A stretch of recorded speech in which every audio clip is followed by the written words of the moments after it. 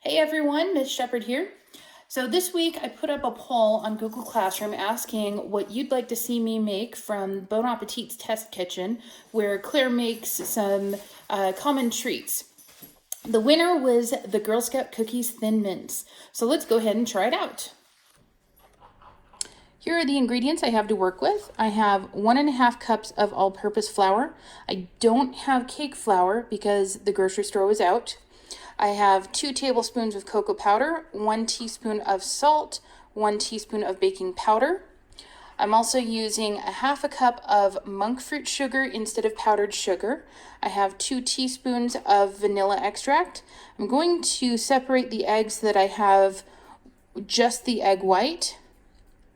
I have 2 sticks of butter, peppermint flavor. I have 8 ounces of unsweetened baking chocolate. Wait a minute. This is only 4 ounces of unsweetened baking chocolate. It's okay, we can work with this. So I'm going to put my container up on top of this scale, and then I'm going to go ahead and zero the scale so that I have an accurate read. And then I'm actually going to take some chocolate chips that I happen to have and pour out 4 ounces.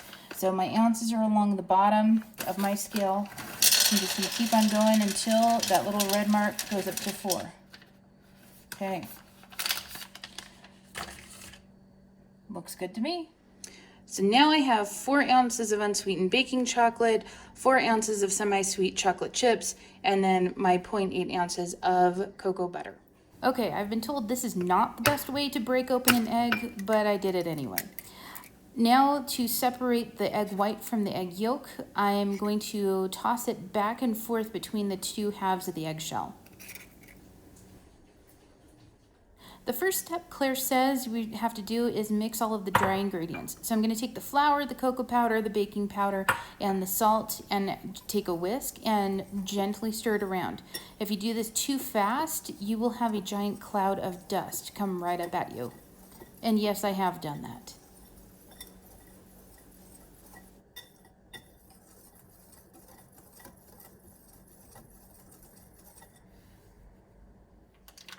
Now we're going to take our 2 sticks of butter, and if you happen to get a little piece of paper in there, just reach in and grab it out.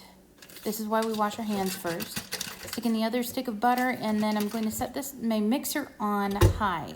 Because this is butter and not something powdery like flour, we can go ahead and move this onto a higher speed so that it whips quickly. So here it is, almost done.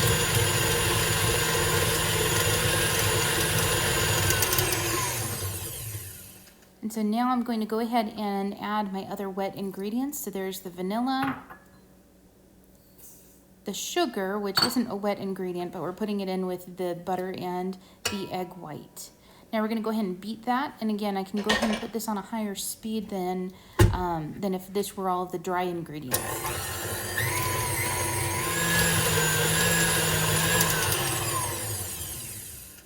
All right, looks like we're ready to add. So I've added in all the dry ingredients, started the mixer on slow, and sped it up a little bit at a time.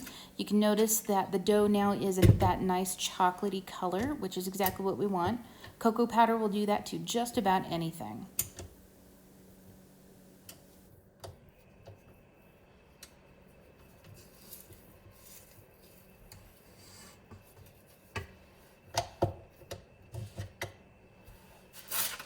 The next thing I'm going to do is roll the dough out into 1/8 of an inch thick. And I'm going to do it between 2 pieces of wax paper so that it doesn't stick to anything and I won't need any flour. I'm going to put a little bit of water underneath the wax paper. This will help it stick to my countertop and it will keep it from sliding around too much.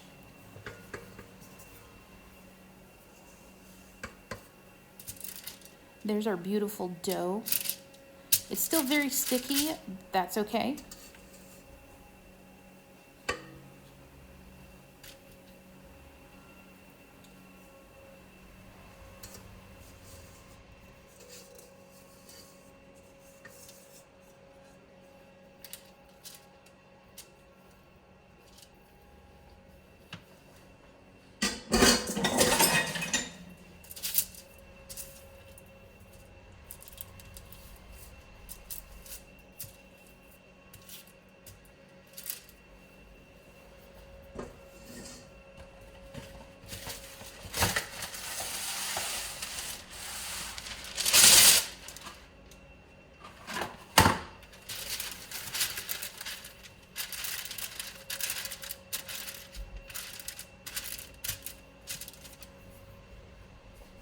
So now it's time for the rolling pin. And my rolling pin is a little special. As you can see, it's got these ridges. That's because this is actually a rolling pin for lefse, which is a Norwegian flatbread. But this rolling pin will still work here, especially since I have that extra piece of wax paper on the top. So now that it's all set and flat, we're going to go ahead and stick this in the refrigerator until it's cool again. So now I'm cutting out the circles from my cookies. And this is actually an English muffin cutter, but it works just as well here. I don't know why you'd want English muffins so small as this. So I'm just going to continually cut out all of these little circles until I've made it all the way through my dough.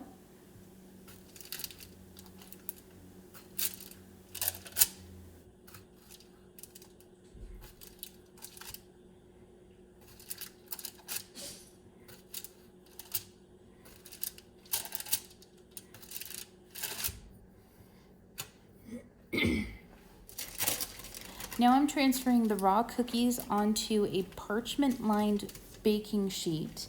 And what you're going to notice is that I'm going to have increasing difficulty getting the cookies off of the wax paper. The reason for this is because the butter has softened a little bit, and so now the dough is sticking more to the wax paper. So at this point now I'm going to use a spatula and try and help. It helps a little bit, but you'll notice the dough is really ripping and I'm having a lot of difficulty.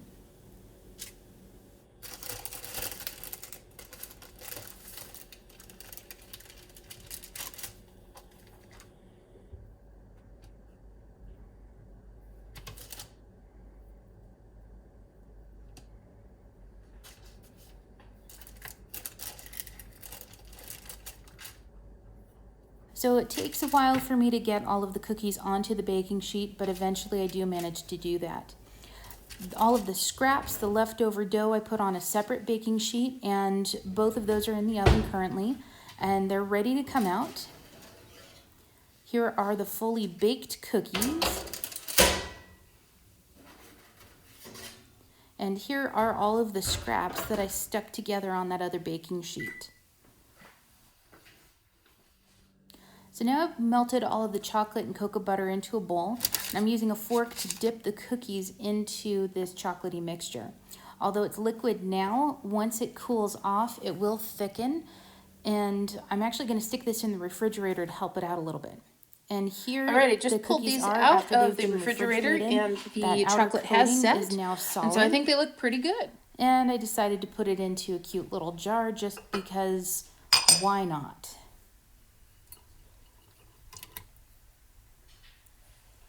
And they're delicious.